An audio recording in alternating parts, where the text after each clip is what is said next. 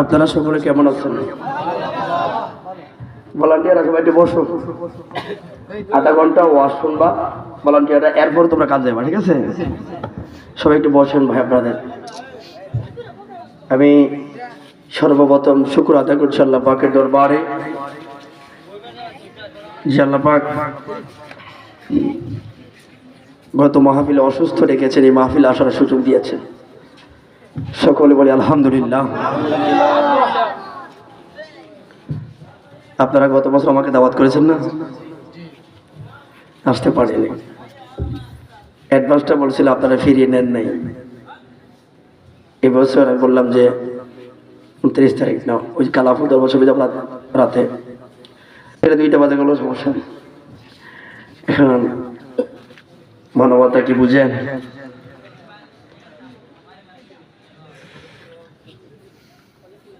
আমি তো ভাবছিলাম মানুষ থাকবে না, আমার সামু ভাইকে বলে আসো এলাকাটা সুন্দর, সানু ভাই এলাকাটা সুন্দর, ছোট্ট ছোট্ট ছেলেরা মাহফিলটা দিয়েছে। মুরব্বীরা আপনারা কি বেজার হয়েছেন?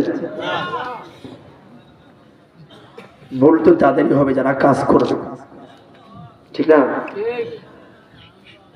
যে কাজ করবে না তার ভুল নেই। গুম গুমটা একটু কমাতে, হালকা একটু অন দেওয়া, মাইকটা সুন্দর একটা মাইক। ভাইয়ারা, শেষ ভালো যার সব ভালো। আমাকে একটা নির্দিষ্ট বিষয় দিয়েছেন, আহলে বায়তের মহব্বত, ঠিক নেই? মানে আহলে বায়তের মহব্বতের গুরুত্ব। তাই চেষ্টা করবো এর মাঝে একটা বক্তা 2টা ক্যাটাগরিতে কথা তোলে।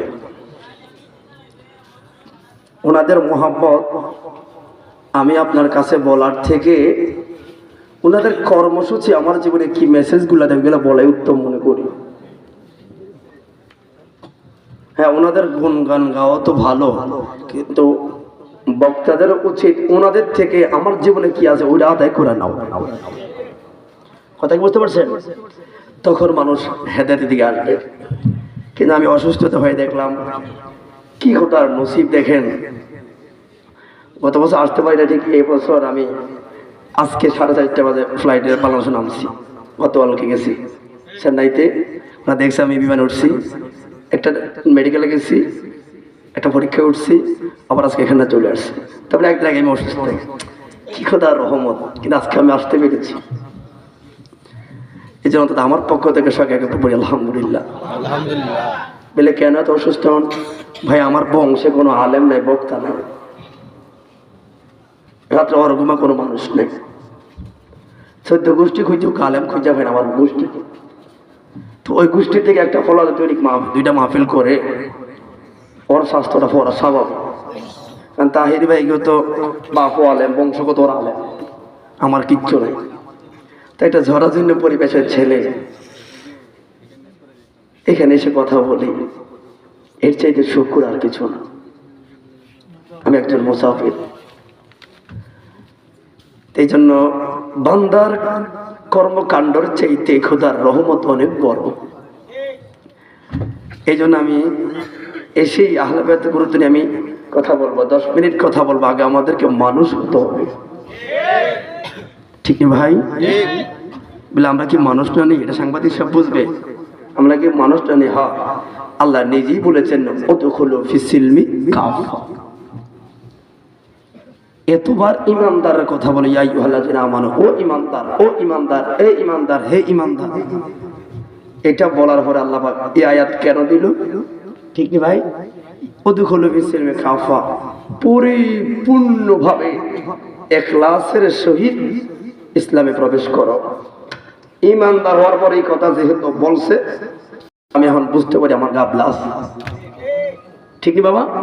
তাহলে আমি নামে মুসলমান হতাম, কামে হতে পারি। তো এই জন্য কি করা লাগবে? রাসূল পাকের আদর্শ মোতাবেক আগামীকাল সত্যিকার একজন মানুষের মতো মানুষ হতে হবে, ঠিক নেই? আপনারা কথাটা কেউ গায়ে মাইক কেন? আমরা কি অমানুষ নাকি? হ্যাঁ, আমরা মানুষ, কিন্তু আমরা রাসূল পাকের যে আদর্শের মানুষ চাচ্ছি আমরা ওইরকম পর্যায়ে আমরা যেতে পারছি না। সত্যি মানুষের কাতারে থাকতে পারলে ওই লোকটা ফজরের সময় খাতার মধ্যে থাকতে পারে না। একটা যুবক বলো, সত্যিকার মানুষ যদি আমি হই, তাহলে আমার দ্বারা জেনারে বিচার হয় না, সমাজের অকল্যাণ হয় না। তাহলে বুঝতে পারি আমি যে মানুষ ঠিকই, কিন্তু আমার মানুষ এটা পরিচয়টা ব্যতিক্রম, সিরাতুল মুস্তাকিমের পরিচয় আমি এখন মানুষ হতে পারি না। কথা কি বুঝতে পারছেন? তাহলে এবার দেখেন আমরা বক্তারা কথাগুলো এতদিন বলি কি, আর কথার গুরুত্ব যায় কোন দিকে? কেন ওই যে ওয়াজ তো বারবার হয় কিন্তু হেদায়েত তো হচ্ছে না, কারণ মূল ডিপার্টমেন্ট আমরা এখন ধরিয়ে দিতে পারছি না। ঠিক নেই বাবা? তো এই জন্য আমি সর্বপ্রথম একটু মানুষের সিরিয়ালে আই না, এরপরে আমরা আহলে বায়তের ছোট্ট একটা কথা বলবো, আশা করি আপনার কাজে লাগবে। কারণ আহলে বায়তের হলো আমাদের ঈমান। ঠিক না বেটি? ভাইয়েরা, এই জন্য আপনাদের কাছে প্রথম মেসেজ, ঠেকুরিয়ার ভাইয়েরা, বাবারা, একজন মানুষ ধনী হোক, গরিব হোক, ছোট হোক, বড় হোক, কালো হোক, সুন্দর হোক, সবাই মানুষ। ঠিক না বেটি? আগে আমরা সবাই সবাইকে ভালোবাসতে হবে। আমি আবার একটা কথা বলি, এক এলাকাতে জাতীয় পার্টি থাকবে, বিএনপি থাকবে, আওয়ামী লীগ থাকবে, জামাত থাকবে, সুন্নি থাকবে, সবাই থাকবে। আমার আপনারা শুধু এটা আমরা মিলেমিশে থাকতে হবে। রাজনীতি টেগুরিয়ার বাহিরে থাকতে হবে। কথা খারাপ বলছি? এক গ্রামও সব থাকবেন, কিন্তু রাজনীতি সহিংসতা জড়ায় সমাজটাকে নষ্ট করবেন না। আমার সুন্নিদের স্বভাব, সুন্নিদের স্বভাব রাষ্ট্রপ্রেম। ভাই ভিতরে সাউন্ডটা তৈরি করো, আগেটা করো, আগে যেটা করো। সুন্নিদের স্বভাব কি? রাষ্ট্রপ্রেম। আমরা দেশকে ভালোবাসি। আজকে ছোট ছোট ছোট ভাইয়েরা ইন্তেজাম করলো, আপনারা খুশি না বেজার? কথা বলে খুশি না বেজার? তাহলে আহলে বায়তের মুহাব্বতের আগে যদি মানুষের মতো মানুষ না হই, তাহলে ইমাম আলী মাকামের কলিজার টুকরা হুসাইনের কথা আপনার অন্তরে ঢুকবে না। কারণ যারা হুসাইনকে জবাই করছে তারাও মানুষ। কোন মানুষ? আগে মানুষের পরিচয় মিলিয়ে হুসাইন চিনা যাবে। কথা কি বুঝেন? এই জন্য বললাম আগে এক ধাঁচে ওয়াজ করি, পরে না লাভ হয় না। মানুষ চিনতে পারলে, ওই মানুষ থেকে হুসাইনকে আলাদা করতে পারলে জান্নাতের নাজরানা মিলবে। আল্লাহ পাক কোরআনে কারীম বললেন, এই বক্সের পেশাটা কমা, ঠিক আছে ওইটি বাদ দাও, বক্সটা একটু ইজি করে দাও, বেশটা কমা দেটা। কেন ভাই? ঠিক আছে। আল্লাহ পাক কোরআনে কারীম বলেছেন, লাকাদ খালাকনাল ইনসানা ফি আহসানি তাকওয়িম। সূরা 3 আপনারা অনেকে পারেন, একেবারে শুরু থেকে কোনো সূচনা নাই, কিচ্ছু নাই, কথা শুরু করে দিচ্ছি। অসুবিধা হইব? কারণ আমি সূচনাটা নিয়ে আধা ঘন্টা নষ্ট করতে রাজি না। ঠিক আছে? কষ্ট নেই না মনে হয়, আধা ঘন্টা খেয়ে আমি খাইতে রাজি না, আমি কথা শুরু করতে রাজি। কারণ গত বছর আমি আসতে পারি, আপনাকে মানবতা করেছিলাম, আমি 1 ইঞ্চি জায়গা গ্যাপ দিতে রাজি না। ও ভাই, আল্লাহ পাক বলেন প্রত্যেকটা মানুষ পছন্দ করলেন কে? কথা বলেন কে? আল্লাহ।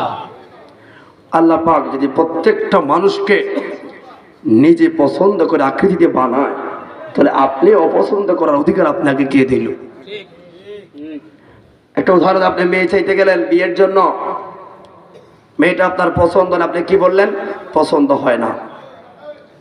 এটা বিবেক করে দেখেন, এটাকে একজন মুসলিমের বলা উচিত ছিল না। একজন মুসলিম ভিন্ন কৌশল অবলম্বন করা দরকার ছিল। কারণ যেটা কালো, যেটা সুন্দর, অতিরিক্ত শিক্ষিত এত বালা না। আমার নবীরে যদি 6 প্যাকার কাউ বলে এরকম শিক্ষার গুল্লি মারি বেড়া, মূর্খ কত মূর্খ বদিলেই তো বালা। আমরা নবীরে দয়াল নবী কই, মায়ান নবী কই। ঠিক নিও? আমরা জানি রে, একেবারে গরিব অসহায়, যার একটা লুঙ্গি ছিল সম্বল, চেহারা ভালা না, কালা, ওই লোকটা সবার আগে জান্নাতে। শিক্ষার বলে না রে, টাকার বলে না, ইশকে মহাব্বতে ফি রাসূলুল্লাহ, নবীর মহাব্বতে 1 নাম্বার সিরিয়ালটা জান্নাতের দেলাল হাফিজ। ঠিক না বেটে? এই জন্য সুন্নিদের সালাম একটা, আমরা তো শিক্ষিত না, এত জমিদার না, কিন্তু আমরা বেয়াদব না। কথা কি বুঝতে পেরেছেন? সুন্নিরা গায়ের বলে কম, টাকায় কম, শিক্ষায় কম, কিন্তু আদব দিয়ে আমরা সবার আগে। আমরা ওইটা ফলো করি যেটা ইন্নাকা লাআলা খুলুকিল আযীম। কথা বলেন। এই জন্য আগে আমরা মানুষকে ভালোবাসা শেখাই, কেউ কাউকে কখনো, খেয়াল করবেন, চেহারাগত কারণে, টাকার কারণে, ক্ষমতার কারণে, সম্পদের কারণে একজন মুসলমান আরেকজন মুসলমানকে ছোট করে দেখার